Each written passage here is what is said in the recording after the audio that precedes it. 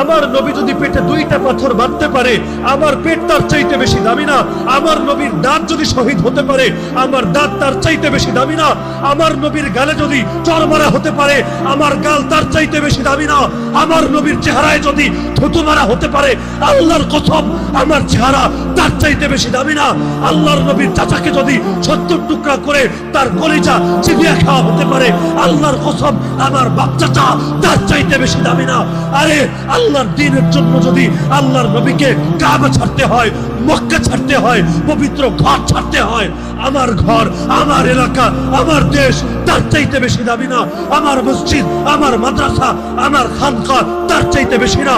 আরে প্রয়োজনে দুনিয়ার সব ছাড়বো, প্রয়োজনে নিজে শহীদ হব, প্রয়োজনে আমার স্ত্রী বিধবা হবে, আমার সন্তান এতিম হবে, আমার বাপের কোল খালি হবে, আমার মায়ের চোখ থেকে অশ্রু ঝরবে, কিন্তু আল্লাহকে সাক্ষী রেখে আজকে বলে যাবেন, হে আল্লাহ, যে কোনো মূল্যে তোমার জমিনে তোমার দিনকে ভুলুণ্ঠিত হতে দেব না।